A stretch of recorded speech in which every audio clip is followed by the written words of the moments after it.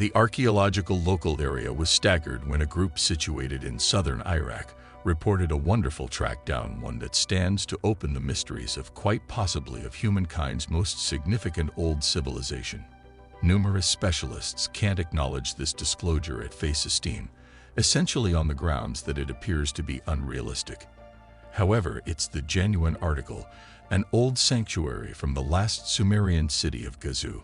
Specialists unearthed a 4,500-year-old royal residence in Iraq, and it could hold the way into a lost progress. But before we get subscribing to our channel is the best way to stay up to date on all the latest and greatest historical journeys content. It's like having a direct line to our channel. Let's get started. Dr. Sebastian Beam was the individual driving the removal that revealed the castle. However, in spite of this monitor's prominently great scholar and expert certifications, large numbers of his friends found it hard to truly take his cases. A few terrible allegations were even made against him, suggesting that he'd been lying about the entire thing. Following the disclosure, Dr. Rape made a trip all over the planet to go to various gatherings. He attempted to persuade his kindred specialists of what he'd found. Yet from the start, he essentially wasn't accepted. As he reviewed to the gatekeeper, "Everybody essentially let me know goodness. No, you're making it up. You're burning through your time. You're squandering English Historical Centre UK government financing." That is everything they were saying to me. It appears to be numerous specialists were hesitant to accept this royal residence truly had been worked by the Sumerians in Gosu. All things considered, these individuals had a place with quite possibly of the earliest progress in mankind's set of experiences. How should a royal residence which was raised nearly quite a while back endure this long? Well, it had, and perhaps it can perceive us more about those baffling individuals who fabricated it. The royal residence itself is clearly no joking matter for archaeologists and history specialists by its own doing. However, the structure additionally contains something unimaginably critical. Inside lay 200 or more tablets bearing cuneiform content. These chunks, it appears, were records connecting with the organization of antiquated Gosu. They can assist specialists with figuring out the particular manners by which this human advancement worked. Finding out about old civilizations is consistently an interesting and indispensable undertaking, yet the Sumerians are a particularly significant case. These were individuals who spearheaded such countless advancements and thoughts that stay vital to contemporary life today. The developments of the Sumerians have had unimaginably expansive consequences for the world as the millennia progressed. The Sumerians, as the name proposes, lived in a space called Sumer, which itself was important for the more extensive locale of Mesopotamia. It was arranged along the right sickle, encased between the Euphrates and Tigris streams. The Sumerians called this region of their own for a little under 2,000 years, before they were in the end usurped by the Babylonians. Indeed, even in its earliest stages, individuals of Sumer were pushing limits. The primary gatherings of people to get comfortable the district were the Ubaid, who showed up eventually between 4,500 BC and 4,000 BC. As well as creating imaginative cultivating methods, the Ubaid public were woodworkers, weavers, and potters. By around 3000 BC, individuals we currently call the Sumerians had come to overwhelm the area. Their progress comprised of a few city-states a speck around the area. For example, Slactebres or Youngster and Uruk. This last one gloats to the number of inhabitants in somewhere in the range of 40,000 to 80,000. To the Tite, which would have made it quite possibly of the greatest city on earth at that point, it was conceivably the greatest, maybe with such countless personalities amassed in such close metropolitan spaces. Interestingly, it shouldn't be astounding that such countless developments were made in Sumer. They saw a considerable amount about how the human body functions. Furthermore, they fostered a few helpful, careful devices. They were even among the principal individuals to make Lager. Sumerian thoughts are at the core of progress today, yet more substantial proof connected with their general public is hard to get. Their locale, which is presently based inside the lines of current Iraq, is a wellspring of interest to archaeologists, which is the reason Dr. Beam was there. He needed to look into Gosu. Dr. Beam is a piece of the staple undertaking, which looks to find out about the old city and to safeguard it eventually. Past examinations of the site and many years gone past hadn't been satisfactory by current principles.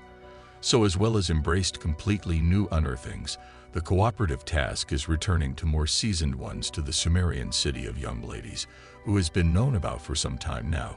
It was first found quite a while back. Specialists from France had a significant impact in the primary rounds of examinations of the site, with an excavator named Ernest Azarzek driving the principal uncovering there during the 1880s. More continued in the a long time from that point forward. Among the earliest disclosures to rise up out of these unearthings was something many refer to as the Stele of the Vultures.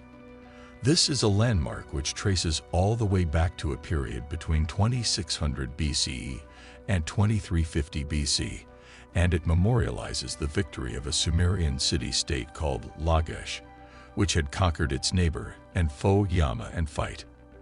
This is the most seasoned war landmark we are familiar today.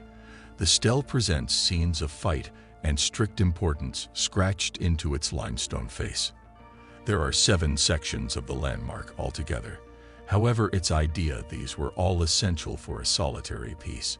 Initially, they're displayed at the Louvre Gallery in Paris, France nowadays, which is far from home. French archaeologists working all through the 1920s and 30s likewise found one more design of extraordinary interest made of blocks. This development was around 11 feet tall, 130 feet long, and 33 feet in width. No one was entirely certain what it was from the beginning, with various individuals proposing it could have been a sanctuary, a water controller, or a dam. It truly wasn't clear, which is the reason the design came to be known as the perplexing development that required many years. However, the secret was in the end addressed and by, as a matter of fact, Dr. Beam. By taking a gander at bird's-eye symbolism of the construction and directing his own exploration, he understood a channel had once sliced through the senior. With that, it turned out to be clear the baffling development had really been the groundworks of a scaffold over the stream. While a scaffold is a down-to-earth structure, it appears to be clear this one had a strict meaning of some kind or another.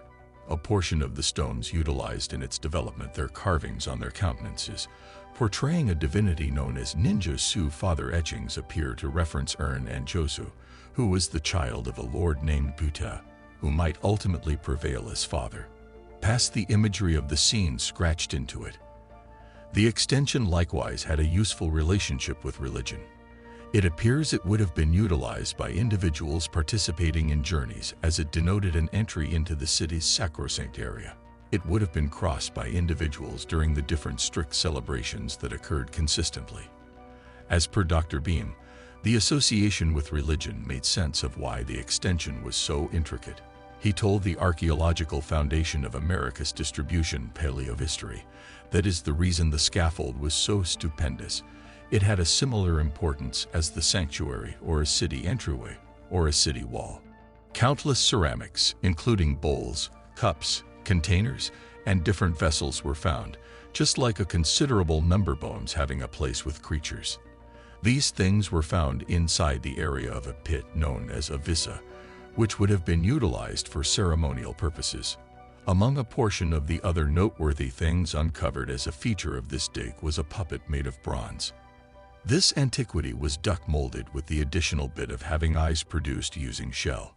It's conceivable this thing was connected to the goddess Manj, who was a god attached to water boggy regions and water birds. Different finds were connected in and Josu. Dr. Beam and Dr. Greenfield accept every one of the cups they had found were logical was during a blowout of strict importance before formally being thrown down the pit. Every one of the bones were likely from creatures either gobbled for the blowout or presented as penances. There were a scope of creature bones on the site: cow, goat, sheep, deer, pig, bird, gazelle, and fish.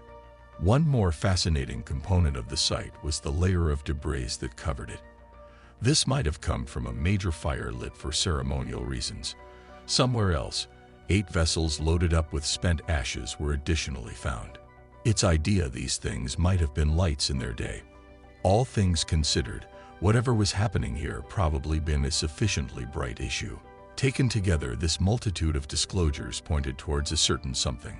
Some kind of strict faction was dynamic at this spot. In an email to Live Science, Dr. Beam and Dr. Greenfield made sense of their own contemplations about the removal site. They think it was once connected to where celebrations occurred, and were the number of inhabitants and young ladies who accumulated to eat and respect their divine beings. The pair have proof to uphold that case, as various tablets bearing cuneiform texts were revealed at Gerst, who during the early unearthings that occurred there, these records illustrated such customs and blowouts that used to happen nearby. They referenced one custom specifically, which was held at 6 month-to-month stretches and was devoted to ninjutsu. The celebration went on for a few days, perhaps 3 or 4, and covered a fair piece of ground. It includes a kind of strict procession, which would start in Gerson's center and advance past the city's limits. The marchers would then turn around and wrap up where they had begun.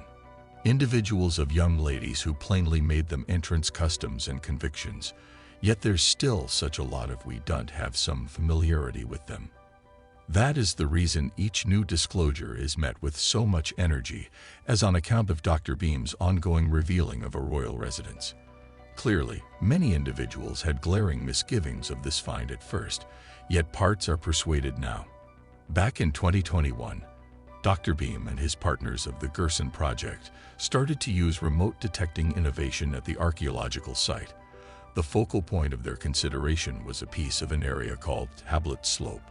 This new gear was amazingly powerful, uncovering a mind-boggling complex of remnants underneath the surface.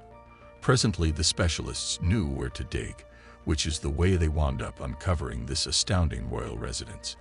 It was built from mud blocks, which have since been taken to the Baghdad-based rock gallery. In any case, it was inside these walls that the most fascinating disclosure was made. This was where the cuneiform tablets lay. These tablets will unquestionably be pored over cautiously by specialists, and who can say for sure what they could uncover? Whatever can see us more about the everyday business of old Greece, who is an astonishing possibility. So these tablets will be cherished. In any case, they aren't the main significant things this removal uncovered. Beside the royal residence, another intriguing structure the removal uncovered was a sanctuary. The construction, it seems, was devoted to ninjutsu. That is all for today. I hope you enjoyed the video. Thanks for watching. See you in the next video.